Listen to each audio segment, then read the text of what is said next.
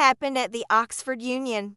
A highly anticipated debate turned into a chaotic public showdown, with accusations flying between the Indian and Pakistani sides. Let's break down this international incident that everyone's talking about.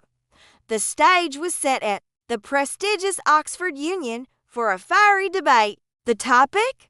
The House believes that India's response to Pakistan is a populist strategy sold as security policy. A pretty heavy-hitting motion, right? And the event was meant to feature prominent speakers from both nations. But just hours before it was supposed to begin, the entire thing collapsed, sparking a war of words online. So, who's to blame? Well, that depends on who you ask. Let's start with the Indian perspective, led by prominent lawyer Debacle. He was scheduled to speak for India, and he didn't hold back. In a detailed account on X, formerly known as Twitter, he painted a picture of deliberate sabotage and organizational chaos. Debacle claims the entire event was unstable from the get-go. He pointed out that key positions at the Oxford Union were held by individuals with connections to Pakistan. The president, Musa Haraj, is allegedly the son of Pakistan's Minister of Defense, Production, and the treasurer, Raza Nazar, is also of Pakistani origin.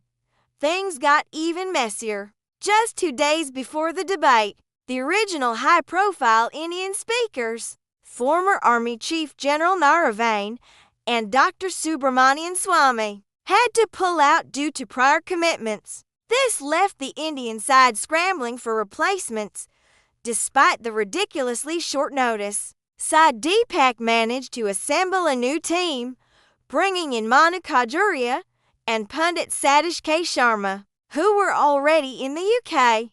They were ready to go. But then, on the day of the debate, November 27th, things took a bizarre turn. At 3:13 p.m., just hours before the event, Debacle says he received a call. He was told that the Pakistani delegation, which included heavyweights like former Foreign Minister Hina Rabbani Kar and Defense Minister Kawai Muhammad Asif, hadn't even landed in London yet. Based on this information, the Indian team, who were on their way, decided to turn back from their journey to Oxford. It seemed pointless to go if the opposing side wasn't even in the country. But wait, the story gets wilder. A short while later, Debacle claims he received confirmation that the Pakistani delegation had, in fact, landed and was already checked into a hotel in Oxford. This revelation led him to unleash a blistering attack. He accused the Pakistani side of deserting the battlefield even before the battle begins, suggesting they got cold feet and didn't have the courage to face a live, unscripted debate. He didn't stop there.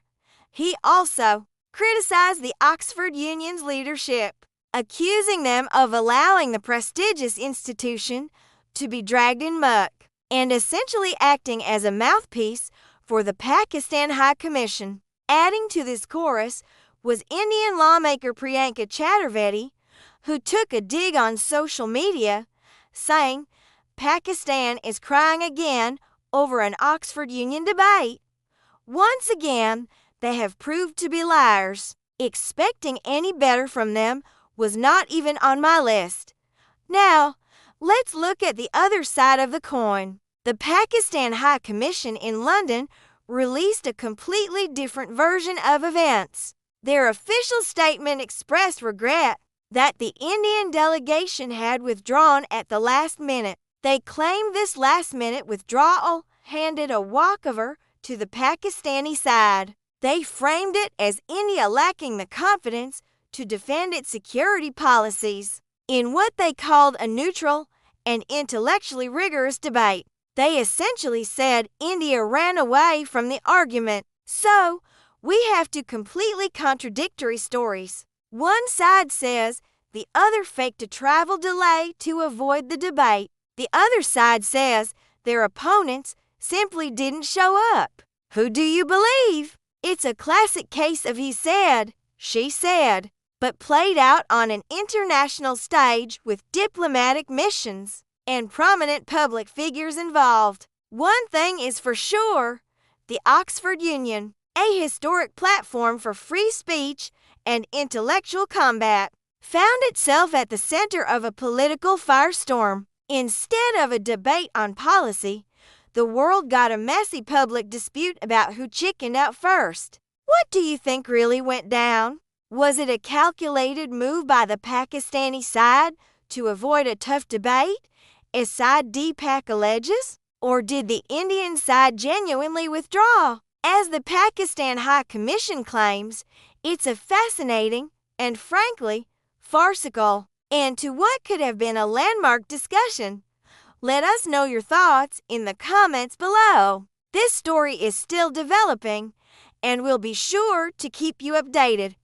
Thanks for watching, and don't forget to like and subscribe for more deep dives into the stories that matter. See you next time.